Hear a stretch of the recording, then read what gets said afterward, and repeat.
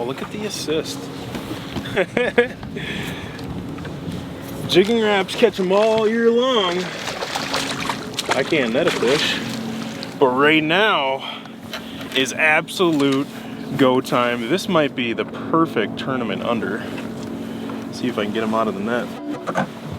Water temps have finally dropped down into the upper 50s.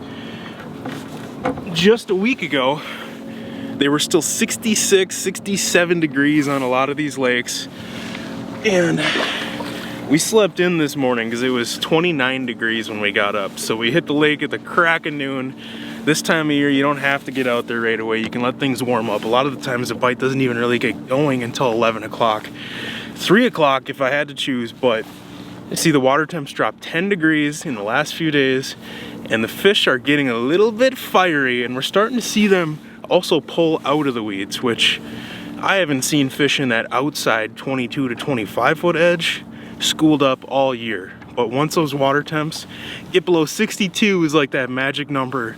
You got weeds dying off, bait fish and fish start pulling out, but there's still some fish up shallow to be had, and we're gonna power fish our way into a few bites, but that's a perfect fish to start it off with. And these even catch nets, if you weren't sure about that. I can guarantee you they do. There's a little number 7 jigging rap. That green tiger glow that just flat out works.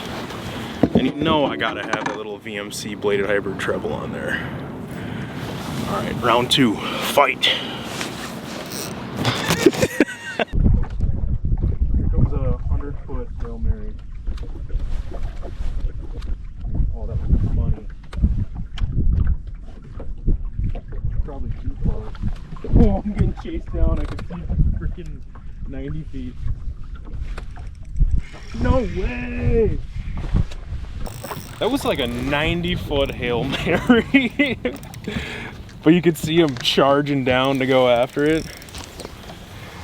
Ooh, if I had braid, I think I would have lost that fish. So earlier today, I lost the first fish I think I've ever lost at the boat with the jigging rap since switching to mono in the last like 3 to 4 years, which I know sounds crazy because it's notorious for losing lots of fish. You get one shot with the net to catch them.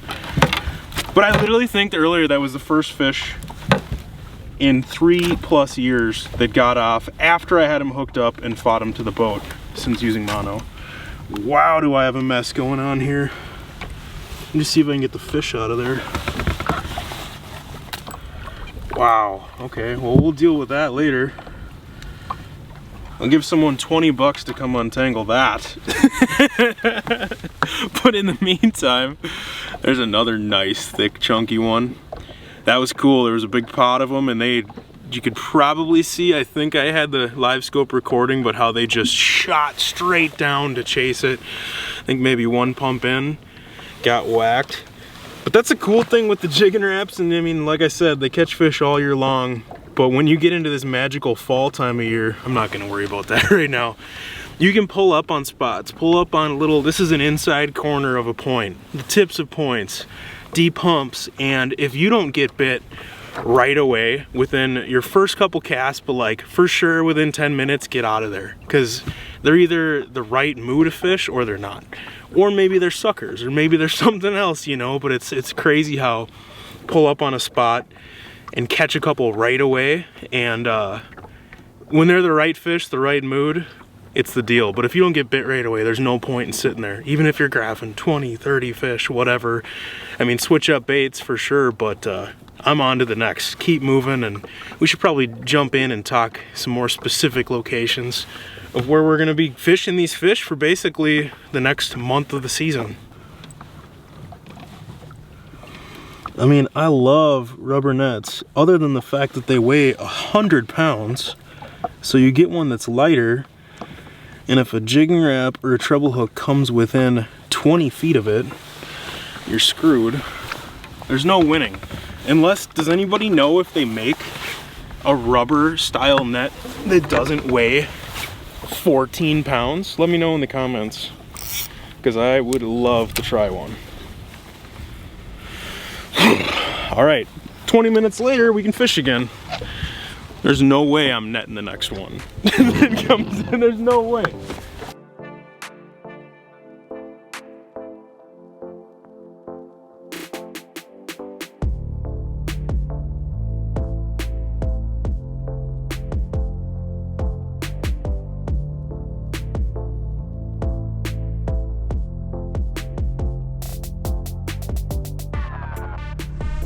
Another one.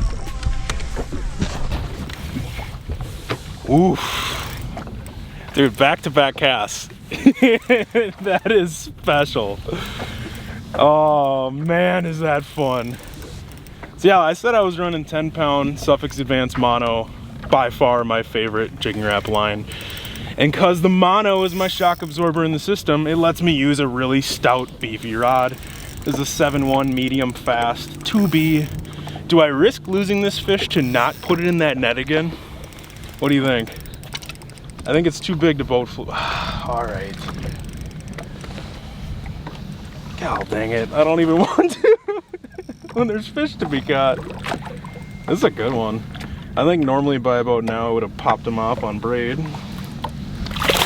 Oh, that would have been gone on braid for sure. There's still a chance for me to lose this. You normally only get one shot. Dude, nicer fish. Oh, that's awesome. Go ahead and do the alligator death roll so I can't get you out of the net. Ooh, a front hooker. I don't see too many of those. Literally back-to-back casts. Look how thick they're getting this time of year. Maybe not by like you Canadian boys standards, but around here, that's a really thick, healthy fish. I know I said I was gonna jump into locations, but there's some fish around, so I wanna make a few more casts before I stop everything I do to do that. But real quick, like I said earlier, the Green Glow Tiger. I love colors like this on kind of overcasty days. This one is just good all the way around. But if it's a really bright, sunshiny day, there's something special about chromes. And then the yellow perch. Perch and the yellow perch colors are just, they catch fish everywhere walleyes live. But when I'm working this thing, if you're not familiar with jigging raps, you've seen people doing it on the water, I'm sure, and been like, what are they fishing? But you're literally snapping it on a semi-slack line, and that bait jumps and dives and darts and changes directions. Let it crash back down and hit bottom. Just hesitate for a second, snap it again. If you snap it with just a little bit of slack line is when you really get the erratic direction changes. If you're kind of leaving your line tight, it does more straightforward sweeps. And I'm usually doing just one nice solid pop. Let's see if we can cast at least at a target.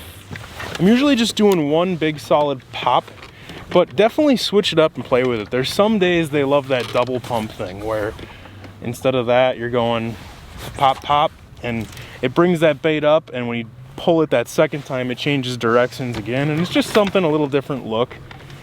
And it's like anything, whether you're using a jig and a minnow or whatever, you have to play with the cadence and the speed because it's different every single day. I mean, some days they want it where it's as hard as you can snap it. Some days they just want little like 1 foot pops, a little bit slower.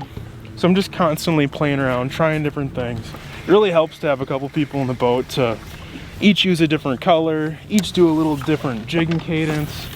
Some days they want braid, some days they want mono, and that all has to do with changing the action of the bait. You know, if you see me snap this hard, I've got mono and it's stretchy. And so that hard of a snap might be working the bait as fast as someone with braid who just does like that, you know, a little pop where I'm really cranking it, but I got 70 feet of line out and stretchy lines. So just constantly playing, tweaking, figuring out what they want. Right now they want the glow green, so I'll probably just keep dishing it out to them. But number 7 is the most universal size day in, day out. A lot of guys like to bump up to the number 9 in the fall, me too. The only reason I was using the 7 is this lake has tons of unders, tons of like 17 to 19 inch fish, and not as many of those big 22, 27 inch overs, that caliber of fish. And it's as the water keeps dipping down and getting cooler, I definitely like to bump up to that bigger number 9. It's just like guys pulling minnows in the fall. Some days they want the little ones. Oh, that's weeds. And some days they want the big 6, 7 inchers. And especially as the water gets colder, it seems like those 9s work better, just like the bigger minnows work better. Do we have to stop fishing to talk about locations? I mean, we do. That's the most important part. Because I've had some comments lately that were like, all you were doing is talking, I want to see fish catches. And I think it's the opposite. I don't think people necessarily just want to watch somebody else catching them all the time.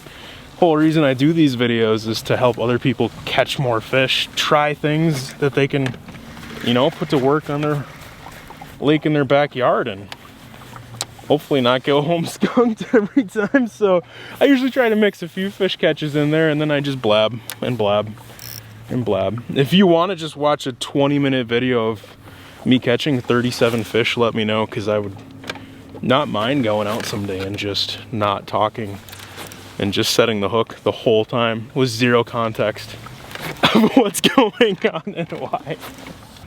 All right, now let's dive into some locations. This isn't the lake that we're on.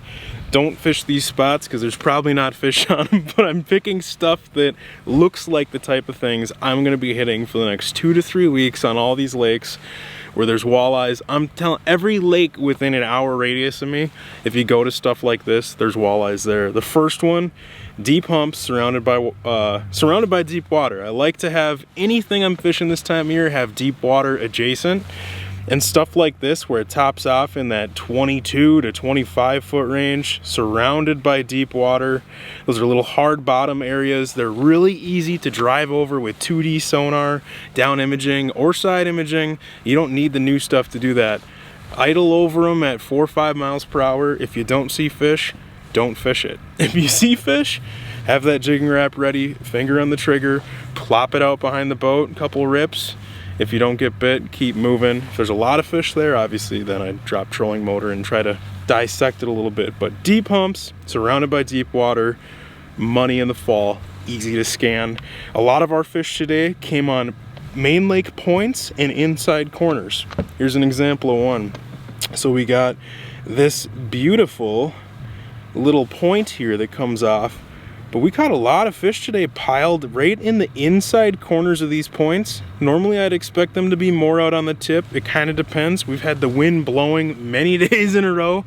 If you can find a corner like this where the wind has been blowing in every single day, it's definitely worth a scan. But likewise, out on the very tips, the kind of little flats out on the end, another great spot to look for walleyes. And stuff where guys are traditionally pulling rigs this time of year, rigging chubs. It might be off of a hump like this, steep breaks. You'll see guys out here, 30 feet of water, running back and forth, pulling chubs, 0.3 to 0.7. Those are also great areas to sling a jigging rap. And the thing is, if the fish are really scattered, obviously you're better off pulling a rig. But this time of year, you can find them congregated. It's not just like during that transition, the last few weeks. It's one here, one there, two here, two there. Now that the water temps are dropping, those fish are piling up together, tighter and tighter. And if you find one, you're probably gonna find a school. So that's when I really like a jigging rap. It's not a search bait. It's there's a wad of them. There's 8 or 10 of them on 2D. Let's flip back and catch the aggressive ones out of there. Stick and move, keep going. Like I said, this bite is literally just gonna get better and better for the next few weeks until the water temp gets down into the 40s. Then it gets pretty tough going to hit them with those reaction bites. Then I'm doing really slow dragging jigs and minnows or whatever, or maybe in the garage prepping ice gear.